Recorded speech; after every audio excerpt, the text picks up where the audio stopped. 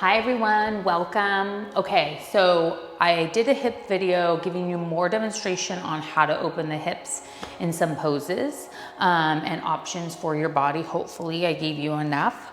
For the shoulders, I'm gonna show you some options as well.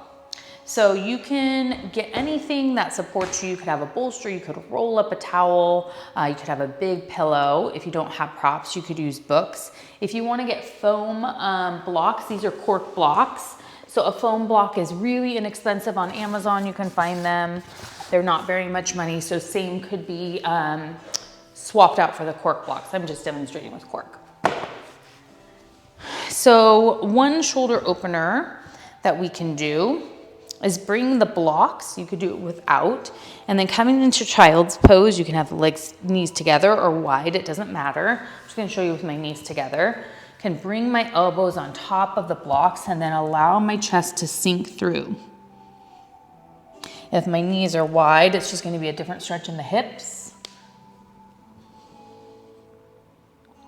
And just allow the body to open and release here. So that's one option. Another option would be a version of puppy. I'm gonna show you first without props. So coming onto all fours, wrists are stacked under shoulders, knees under hips. Keeping the hips over the knees, you sort of have to feel it out, play with your body. Walking the hands forward. I'm gonna come down to any degree I feel comfortable. So I can come here. If I wanted to do it with blocks, it's kind of similar to what we did in child's pose. Bring your elbows to a bolster or to your blocks, keeping the hips over the knees, elbows on the block, and then allow the chest to sink through. So that's another option. And then if you just want a seated option, you can come to any comfortable seated pose.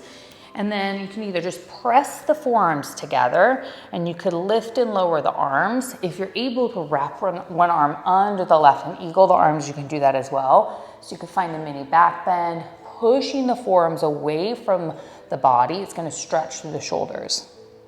Could even turn side to side, gentle rotation of the lumbar spine. If I wanted, I could also bend forward, bringing the elbows down. So that's another shoulder stretch.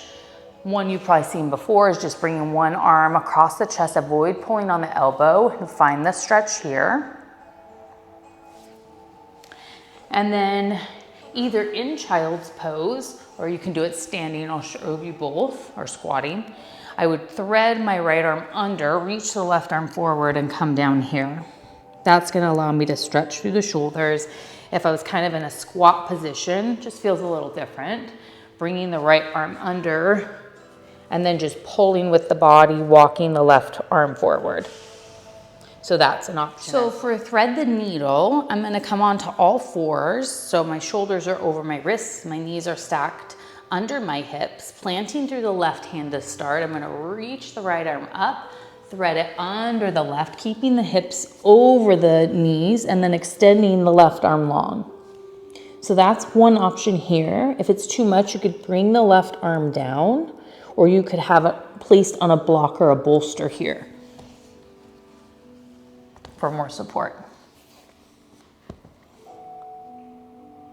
And then to come out, I would press through the left hand, unthread the right arm and come back. And then of course, do the other side.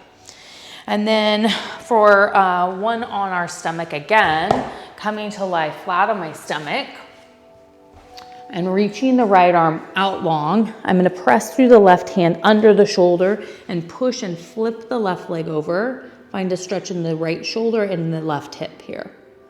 And then coming back and doing the other side. Okay, one last one, taking either a bolster or blocks, lining them up parallel. Kind of have to play with it a little bit, but bringing the shoulders over the top of the bottom block, and then the other will be a support for the head. If you want to open the neck more, you could always come here, but you want to make sure you don't have any issues in your cervical spine, so it's a little safer to do it this way. And then from here, my knees can stay bent, or they can extend long. It's really up to you. And then bringing the arms up and overhead, either allowing them to just fall or grabbing opposite elbows or forearms or wrists is an option. And then stay there for a few minutes if you like. To come out safely, press through the forearms, lead with the chest as slowly as you can, coming out and then lying flat on your back. So if you're doing a more yin-like practice, you're gonna hold the poses for longer. Generally, we don't want to heat up the body before we do a yin practice because we're trying to get into the connective tissues to put compression on them. So always lie flat, allow the body to rebound either on your back, you can be on your stomach, but that's probably the easiest way to rebound. You can always rock the knees from right to left to release the hips between poses, shake out the legs, do reverse tabletop. Those are different options if you just don't want to lay on your stomach or on your back. So those are some options to open the shoulders, and I have full yin practices as well as flow practices on this page, so feel free to check those out as well. But if you just wanted some demo on the poses you might see me do on other platforms, this video is for you. So I hope you have a wonderful day, and I will see you next time. Bye. Thank you.